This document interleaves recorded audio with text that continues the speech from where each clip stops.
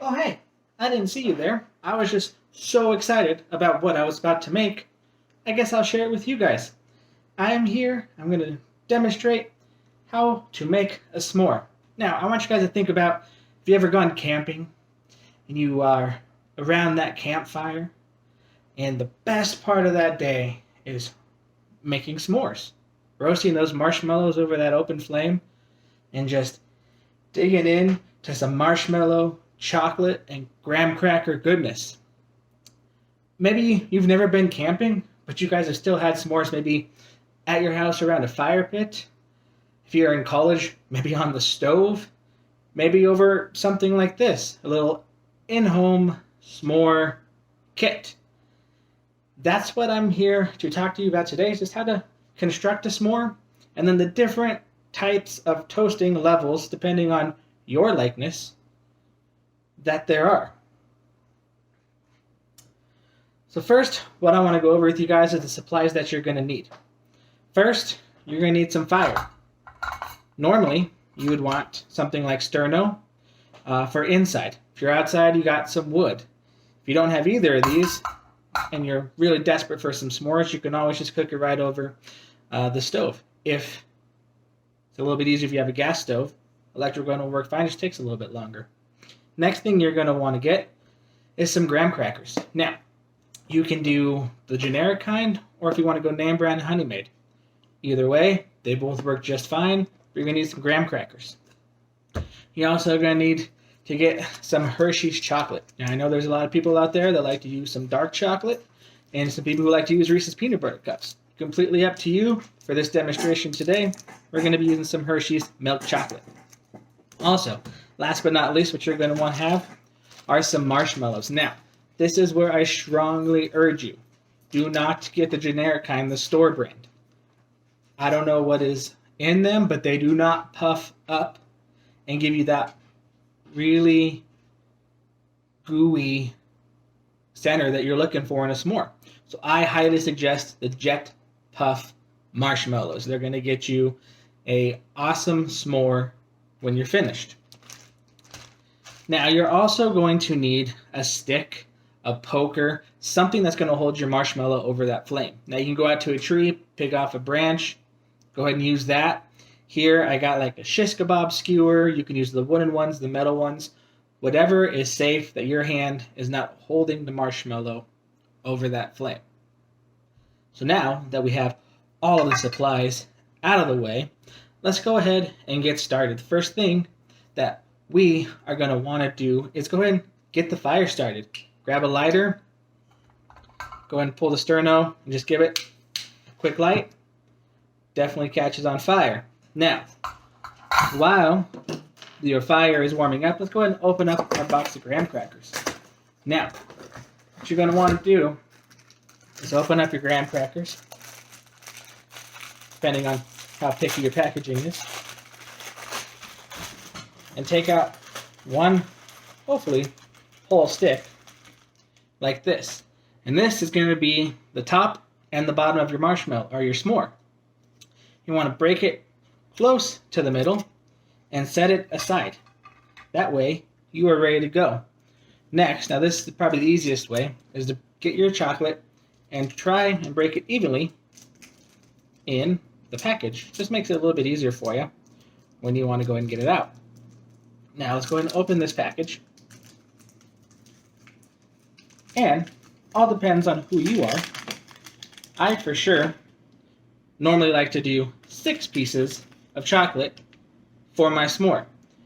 Now, some people, like my wife, think that's too much chocolate. But that, to me, is the right amount of chocolate for a s'more. Now, you're just going to set that on your graham cracker, and you're going to let it sit there. Because we're not ready for it yet. Because our marshmallow's not even toasted. But we are all set and ready to go to start roasting our marshmallow. Now, biggest thing is, remember, is fire safety. You want to be in a room that you can't accidentally catch the curtains on fire.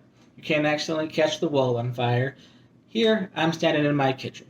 This is the safest place that I could be, besides outside, that I think I'm not going to catch the house on fire. Now, here's what I'm going to do. we're going to stick this marshmallow on the end of our stick, our shish kebab skewer, whatever we have that's going to hold this marshmallow. Now, you're going to want to hold the marshmallow over the flame, slowly turning it, so that way you get a nice, even roast all the way around the marshmallow. Now, depending on who you are, there are about 4 different ways that I see people roast marshmallows. You have a lightly roasted marshmallow, where it puffs out, and there's some light discoloring around the edges, but nothing too drastic. You have the roasted marshmallow, where it is a darker shade of brown all the way around the marshmallow. You're going to get a little bit gooey. And then you have a slightly burnt marshmallow, where it's brown around the edges. Maybe there's one spot that got burnt, caught on fire. You weren't expecting it, but hey, now that's how you like to have your marshmallows. Or you're someone like me, where you just like it burnt, and doesn't taste burnt, but it is charred and it is black. But you're going to get the gooeyest s'more out of that type of roast than you are the other ones. And sometimes, if you're also like me, I get impatient, slowly rotating the marshmallow around, and I just want to eat what I know is about coming to me. So I'll just hold it over the flame, and it should catch on fire.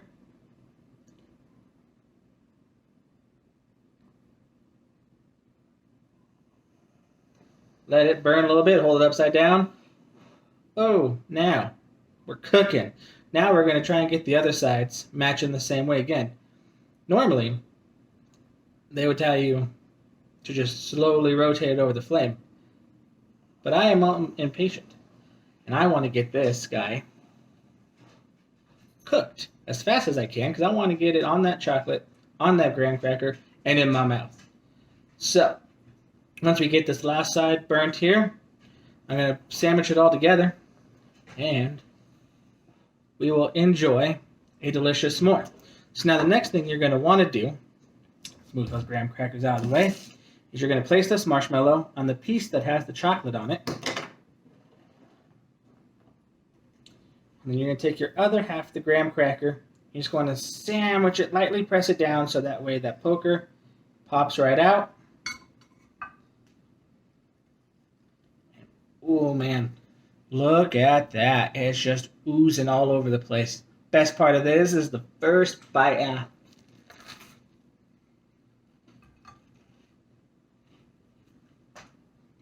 Oh, gooey goodness, that's for sure. Now, I wanted to take some time to show you guys those different types of roasting that I explained to you guys. Now, this mallow, as you can see, is just lightly toasted. Not that much to it. Get you still a little bit of gooey. This marshmallow has a little bit more to it. Roasted up a little bit more. You can see it's gooey and stringy. This guy, you can see still all the way around, but there's that slightly burnt side on the box. And then the very burnt one was the one I made my s'more out of. And that is the one you just want to be a little bit more careful with. When it starts to get on fire, don't freak out. Just blow it right out. I had a sister-in-law catch it on fire, try to wave it around a little bit. Not the best idea. Nothing caught fire, but scared everyone half to death. So again, this is how you construct a s'more. Again, you want to get some graham crackers, some milk chocolate, maybe some dark chocolate, maybe construct one out of a Reese's peanut butter cup. I've heard those are delicious. You're going to want to get some sterno for your fire for doing this on the inside. Again, jet puffed marshmallows are the best ones to make s'mores with. You get the generic ones, they're not going to taste as good, and they don't puff up. They stay the same size, which is just odd to me. And then you're going to need a good stick, a good poker, something that's going to hold it all together and keep you safe. And something easy enough to pull out so when you go ahead to make your s'more, you're not pulling out half the marshmallow. So again, fire safety. So now when we're all done, we're going to go ahead and put this fire out. Place it right over the top of that. Takes all the oxygen out. Now the house stays standing. Your wife or husband stays happy. And you have a delicious treat. Awesome. Well, now that I've showed you how to do that, I'm going to continue eating mine, and we'll talk to you guys later.